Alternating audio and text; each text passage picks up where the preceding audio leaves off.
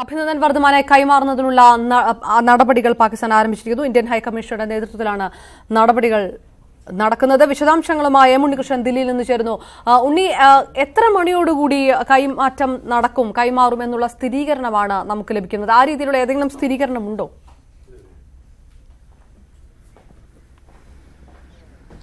അപർണ, നേരത്തെ 1 മണിയോടുകൂടി അഭിനന്ദൻ വർദ്ധമാനെ ഇന്ത്യക്ക് കൈമാറുമെന്നാണ് പുറത്തു വന്നിരുന്ന സൂചനകൾ. ഇക്കാര്യത്തിൽ ചില നടപടിക്രമങ്ങൾ പുരോഗമിക്കുകയാണ് പാകിസ്ഥാനിൽ. അവിടെ ഇന്ത്യൻ സ്ഥാനപതി കാര്യാലയത്തിന്റെ ഭാഗത്തു നിന്നുള്ള പേപ്പർ വർക്കുകളൊക്കെ പൂർത്തിയായിട്ടുണ്ട്. ഇനിയിപ്പോൾ പാക് വിദേശകാര്യ മന്ത്രാലയത്തിന്റെ അനുമതിയാണ് വേണ്ടത്. അതിനുവേണ്ടി കാത്തിരിക്കുകയാണെന്നാണ് അവിടെ നിന്ന് പുറത്തു വരുന്ന സൂചനകൾ. അതിനുശേഷം പ്രത്യേക വിമാനത്തിലായിരിക്കും വാഗ അട്ടാരി അതിർത്തിയിലേക്ക് അഭിനന്ദൻ വർദ്ധമാനെ എത്തിക്കുക. ഇന്ത്യയുടെ സ്ഥാനപതി കാര്യാലയത്തിൽ നിന്ന പ്രതിനിധികളോ മറ്റോ അഭിനന്ദന്റെ കൂടെ ഉണ്ടാകാനുള്ള സാധ്യതയുമുണ്ട്. ഏതായാലും ഈ അതിർത്തിയിലേക്ക് എത്തിക്കാനുള്ള കൃത്യസമയം എപ്പോഴാണെന്ന് സംബന്ധിച്ച് സ്ഥിരീകരണം വന്നിട്ടില്ല. അഭിനന്ദന്റെ മാതാപിതാക്കൾ ഡൽഹിയിലെത്തി എന്ന വിവരം നേരത്തെ പുറത്തു വന്നതാണ്. എന്നാൽ അവർ അവിടെ എത്തുമോ എന്നത് സംബന്ധിച്ചും സ്ഥിരീകരണം ഇതുവരെയും വന്നിട്ടില്ല. ഒപ്പം പഞ്ചാബ് മുഖ്യമന്ത്രി ക്യാപ്റ്റൻ അമരീന്ദർ സിംഗ് അദ്ദേഹം ഈ ചടങ്ങിൽ പങ്കെടുക്കുന്നതിനായി കേന്ദ്ര സർക്കാരിന്റെ അനുമതി തേടിയിരുന്നു. അദ്ദേഹത്തിന് ഇതുവരെയും കേന്ദ്ര സർക്കാരിന്റെ ഭാഗത്തു നിന്നും അനുമതി ലഭിച്ചിട്ടില്ല എന്നാണ് മുഖ്യമന്ത്രിയുടെ ഓഫീസ് സ്ഥിരീകരിക്കുന്നത്. ഈ ഒരു സാഹചര്യത്തിൽ ക്യാപ്റ്റൻ ഈ ചടങ്ങിന് എത്തുമോ എന്നത് സംബന്ധിച്ചുള്ള അനിശ്ചിതത്വങ്ങൾ നിലനിൽക്കുന്നുണ്ട്. ഏതായാലും വലിയ ആഘോഷാരവങ്ങളാണ് അതിർത്തിയിൽ എത്തിയിരിക്കുന്ന ആൾക്കാർ പ്രകടിപ്പിക്കുന്നത്. അവർ പൂമാലയും മറ്റും എത്തിക്കൊണ്ട് രാജ്യസ്നേഹം തുളുമ്പുന്ന മുദ്രാവാക്യങ്ങൾ മുഴക്കിക്കൊണ്ടാണ് അഭിനന്ദനെ സ്വീകരിക്കുന്നതിനായി കാത്തിരിക്കുന്നത്. ധീരയോദ്ധാവ് എന്ന രീതിയിൽ അഭിനന്ദന്റെ ആ സാഹസികത അതിന് പൂർണ്ണ അഭിവാദ്യം അർപ്പിക്കാൻ വേണ്ടിയാണ് ഇത്രയധികം ആൾക്കാർ വാഗ അതിർത്തിയിലേക്ക് എത്തിക്കൊണ്ടിരിക്കുന്നത്. ഏതായാലും വിദേശകാര്യ മന്ത്രാലയത്തിന്റെ ഭാഗത്തു നിന്നും എപ്പോൾ എത്തിക്കുമെന്നത് സംബന്ധിച്ചുള്ള കൃത്യമായ സ്ഥിരീകരണങ്ങളൊന്നും പുറത്തു വന്നിട്ടില്ല. അതേസമയം തന്നെ അവിടെ ഒരുക്കിയിരിക്കുന്ന സന്നാഹങ്ങളൊക്കെ വെച്ച് നോക്കുകയാണെങ്കിലും അവിടെയുള്ള നമ്മുടെ റിപ്പോർട്ടർമാർ നൽകുന്ന സൂചനകൾ പ്രകാരവും 1 മണിയോടുകൂടി അഭിനന്ദനെ എത്തിക്കാനുള്ള സാധ്യതയുണ്ടെന്നാണ് ലഭിക്കുന്ന വിവരങ്ങൾ. അതോടൊപ്പം തന്നെ കേന്ദ്ര പ്രതിരോധ മന്ത്രി അതിർത്തി മേഖലകൾ സന്ദർശിക്കുമെന്നുള്ള വിവരങ്ങളാണ് ഇപ്പോൾ ലഭ്യമാകുന്നത്. അതുകൊണ്ട് തന്നെ സർക്കാരിനെ പ്രതിനിധീകരിച്ചുകൊണ്ട് ആരെങ്കിലും ഉണ്ടാകുമോ ആ സമയത്ത് വാഗ അതിർത്തിയിൽ? ആ രീതിയിലുള്ള നടപടിക്രമങ്ങൾ ഇതിന്റെ ഭാഗമാണോ?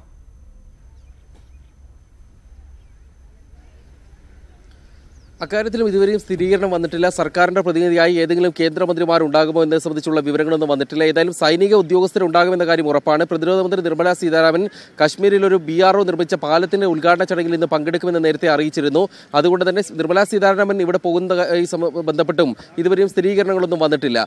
അതേസമയം ഇന്ത്യയുടെ ഭാഗത്തു നിന്നും മറ്റു ചില പുതിയ വിവരങ്ങൾ കൂടി പുറത്തു വരുന്നുണ്ട്. ഇന്ന് രാവിലെ പുറത്തു വന്ന ഒരു അഭിമുഖത്തിന്റെ അടിസ്ഥാനത്തിൽ പാക് വിദേശകാര്യമന്ത്രി SM ഖുറേഷി പറഞ്ഞിരുന്നത് മൗലാന മസൂദ് അസർ പാകിസ്ഥാനിലുണ്ട്, പക്ഷേ വീട് വിട്ടുപോകാൻ കഴിയാത്ത സാഹചര്യത്തിൽ അവസ്ഥയിൽ രോഗഗ്രസ്തനായിരിക്കുന്നു അദ്ദേഹം എന്നുള്ളതാണ്.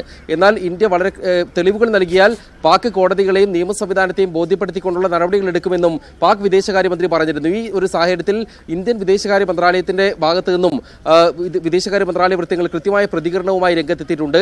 മൗലാന മസൂദ് അസറിനെതിരെ കൃത്യമായ തെളിവുകളുണ്ട്. ഈ തെളിവുകൾ പാകിസ്ഥാന് കഴിഞ്ഞ ദിവസം കൈമാറിയ രേഖകളിൽ ഉൾപ്പെട്ടിട്ടുണ്ട് എന്നാണ് പറയുന്നത്. ജെയ്ഷെ മുഹമ്മദ് ഇന്ത്യയിൽ ആക്രമണം നടത്തിയതുമായി ബന്ധപ്പെട്ടും ജെയ്ഷെ മുഹമ്മദിന് നേതൃത്വം നൽകുന്നത് മൗലാന മസൂദ് അസറാണെന്നും സംബന്ധിച്ചുള്ള കൃത്യമായ തെളിവുകൾ അക്കമിട്ട് നിരത്തിയിട്ടുണ്ടെന്നാണ് ഇന്ത്യ പറയുന്നത്. ആ തെളിവുകൾ പൊതുജന മധ്യത്തിൽ ലഭ്യമായതാണ്.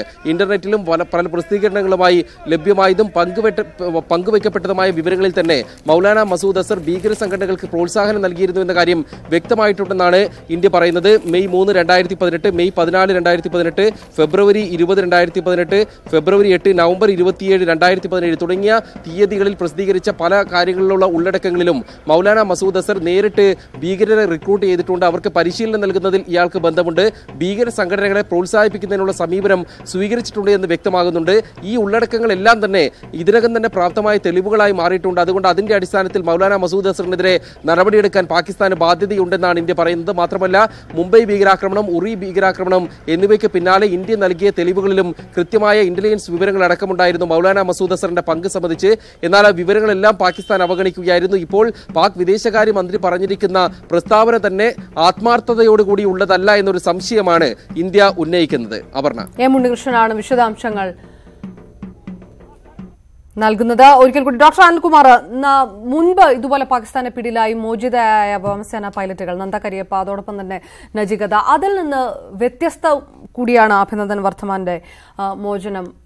പ്രത്യേകിച്ച് അത് ലോകരാഷ്ട്രങ്ങളെ ഇടപെടൽ കൊണ്ട് കൂടുതൽ ശ്രദ്ധേയമാവുകയും ചെയ്യുന്നത്. എങ്ങനെയാണ് നോക്കിക്കാണുക ആ വ്യത്യാസത്തെ? അല്ല, തീർച്ചയായിട്ടും ഇപ്പോൾ ഉണ്ടായ ഏറ്റവും പ്രധാനപ്പെട്ട കാര്യം എന്ന് പറയുന്നത് അന്തർദേശീയ രംഗത്ത് സമ്മർദ്ദം വളരെ ശക്തമായി എന്നുള്ളതാണ്. അതിനപ്പുറം ഇന്ത്യ തിരിച്ചടിക്കുള്ള സാധ്യതയും ഏറെ പ്രകടമാക്കിയിരിക്കുന്നു. അപ്പോൾ ഈ രണ്ട് സാഹചര്യത്തിൽ പെട്ടെന്ന് വിട്ടുകിടുക അല്ലെങ്കിൽ അന്തർദേശീയ രോഷം തങ്ങൾക്കെതിരെ ഉയരുവാനുള്ള സാധ്യതയുണ്ടെന്ന് തിരിച്ചറിഞ്ഞ പാകിസ്ഥാൻ, മാത്രമല്ല ഇതിനകത്ത് രാഷ്ട്രീയ ലാഭമുണ്ടെന്ന് മനസ്സിലാക്കിയ അവിടുത്തെ രാഷ്ട്രീയ നേതൃത്വം ഇപ്പോൾ തന്നെ നമുക്ക് നോക്കെങ്കിൽ ഒരു കാര്യം മനസ്സിലാകാം, ലോകരാഷ്ട്രങ്ങളൊക്കെ തന്നെ പാകിസ്ഥാൻ ഏതോ തരത്തിലുള്ള സമാധാനത്തിന്റെ ശ്രമങ്ങളുടെ ചൂടുപിടിച്ചുകൊണ്ടാണ് ഇത്തരം കാര്യങ്ങൾ ചെയ്യുന്നത് എന്നുള്ള ഒരു വിശ്വാസത്തിലേക്ക് അവരെ കൊണ്ടുപോകുന്ന തരത്തിലുള്ള ഒരു ശ്രമങ്ങളാണ് പാകിസ്ഥാന്റെ ഭാഗത്തുനിന്ന് ഉണ്ടായിരിക്കുന്നത്.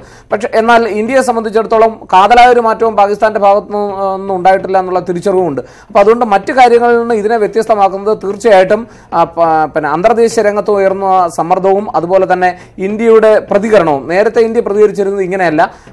മാത്രമല്ല പലപ്പോഴും പാകിസ്ഥാൻ സമവായ ചർച്ചകൾ നടത്തിയിരുന്നു, അതുപോലെ തന്നെ പലതരത്തിലുള്ള ഉപാധികൾ വയ്ക്കാൻ ശ്രമിച്ചിരുന്നു. പക്ഷേ ഇപ്പോൾ ഉപാധികൾ കേൾക്കാൻ അവരെന്തെങ്കിലും പറയുന്നതിന് മുമ്പ് തന്നെ യാതൊരു ഉപാധിക്കും ഞാൻ ഒന്ന് ഇടപെടുന്നു ഡോക്ടർ അനിൽകുമാർ, ദയവായി ക്ഷമിക്കുക.